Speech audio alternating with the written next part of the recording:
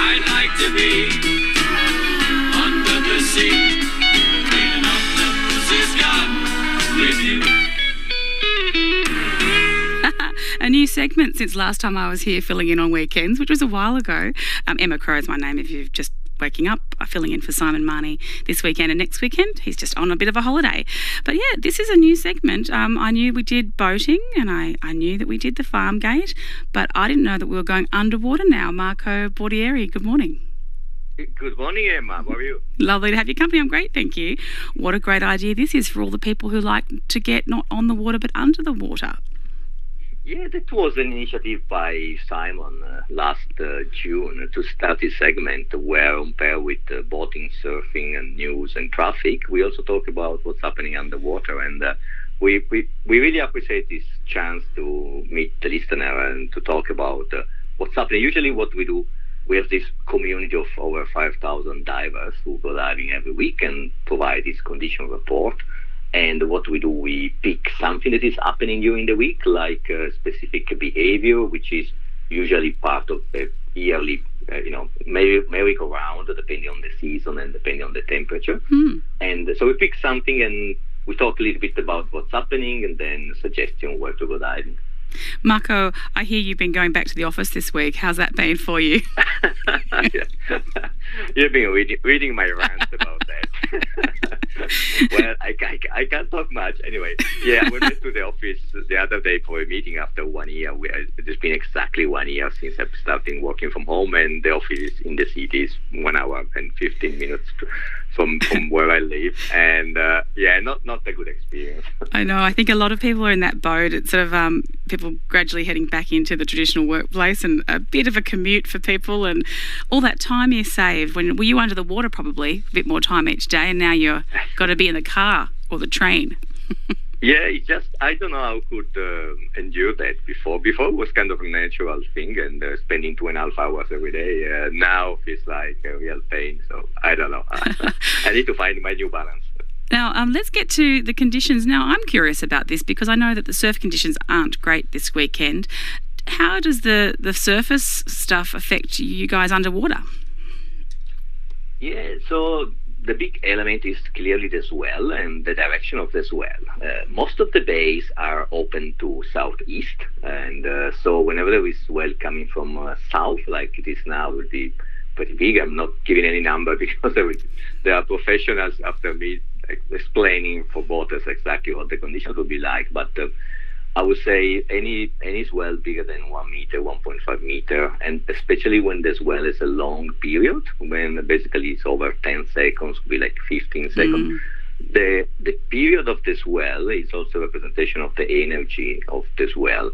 So the longer the period, so the more time between waves means the wave is very long, and means that the effect is felt way deeper, can be felt even at 20 meters down. So right. Definitely, yeah, the swell, direction and period are the key elements that we keep an eye on. Interesting. Well, look, spoiler alert for the surf read. I'm going to be reading in a little while, but I can tell you that the period is 9 seconds.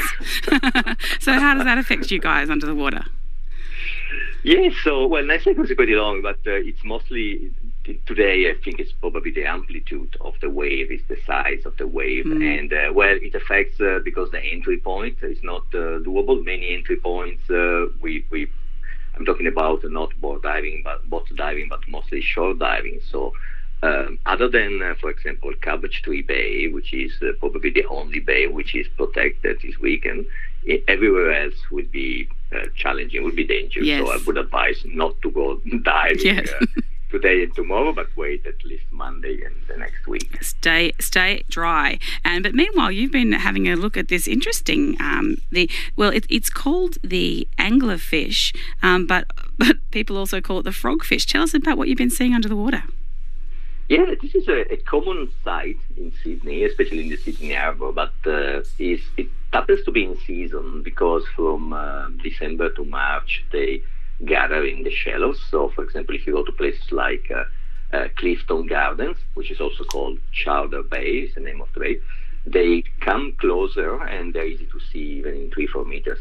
So that's a very funny looking fish because it's pretty, it got this wide and downward mouth that gives them this grumpy look. And Yes. also because you should have seen the picture there It does. on the Sydney, on the Sydney Underwater Gazette, our Facebook page.